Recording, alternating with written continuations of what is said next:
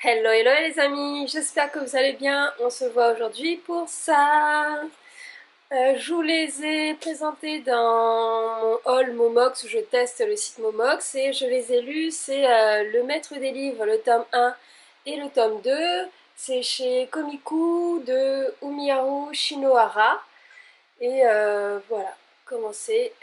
Je vais vous montrer quelques pages avant de vous en parler, comme ça vous saurez. Donc c'est joli, hein. Le dessin est très beau. Je trouve, ouais, les caractères bien dessinés,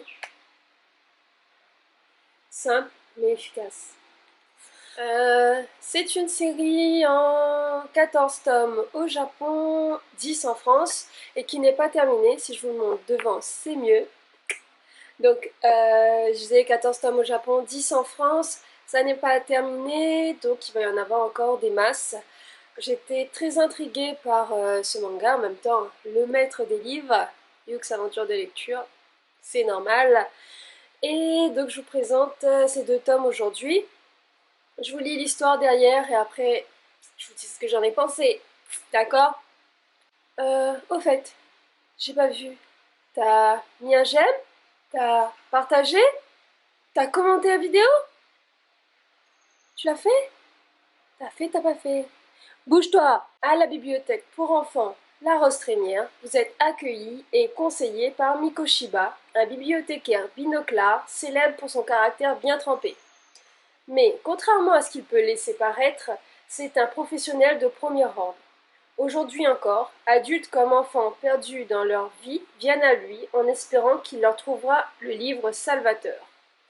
Une histoire passionnante centrée sur la littérature et Mikoshiba, le sommelier du livre pour enfants.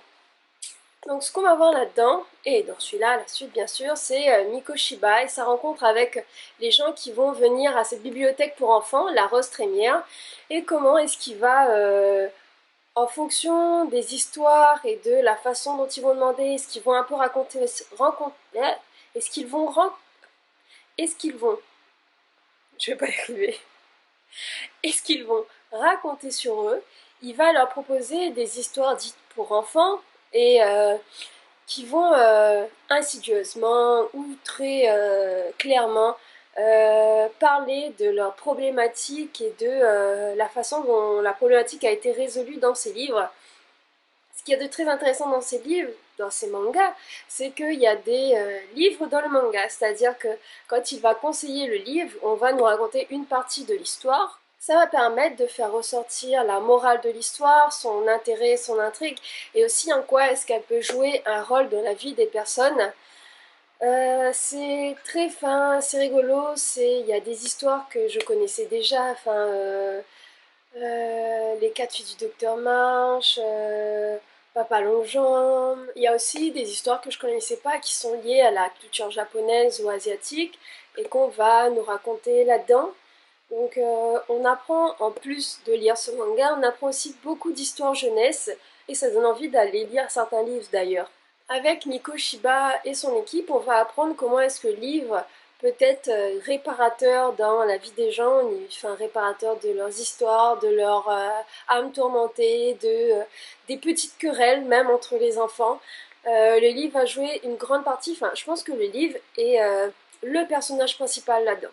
Après, on a d'autres personnages, donc Mikoshiba, il y a aussi les autres bibliothécaires qui travaillent avec lui, et on va finir par découvrir au fur et à mesure des enjeux autour de ces bibliothécaires.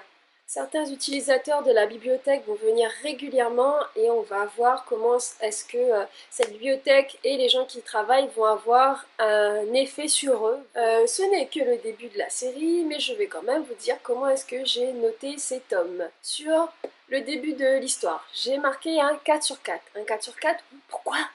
Parce qu'on entre dedans, on entre dans le vif du sujet dès le départ, il y a une intrigue qui se met en place rapidement avec Mikoshiba et quelqu'un d'autre et rapidement les livres vont prendre leur place, on va commencer à nous raconter des histoires, c'est top, top, top, top.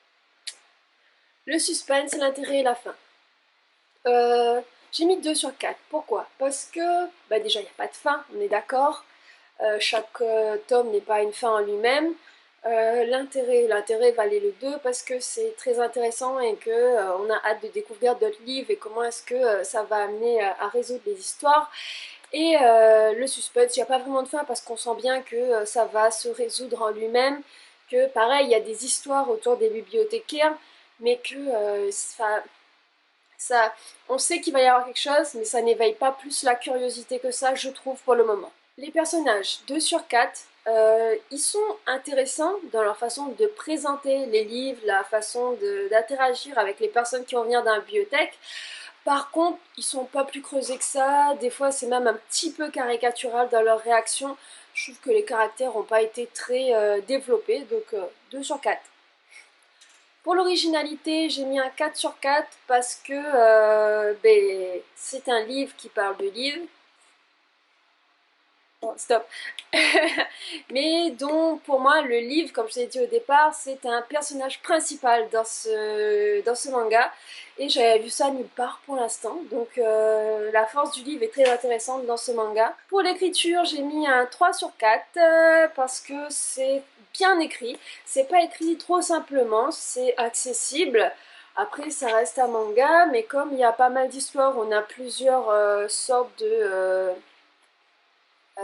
plusieurs différentes écritures en fait. Je vais dire ça comme ça parce que je trouve pas le mot. Donc voilà, 3 sur 4. Au total, ce manga remporte un petit 15 sur 20. Je l'ai beaucoup aimé. Je pense que je continuerai à le lire, donc à me trouver d'autres tomes. Et voilà. Vous, si vous l'avez lu, qu'est-ce que vous en avez pensé? Est-ce que, si vous l'avez pas lu, est-ce que ça vous tente? Et sur ce, à la prochaine!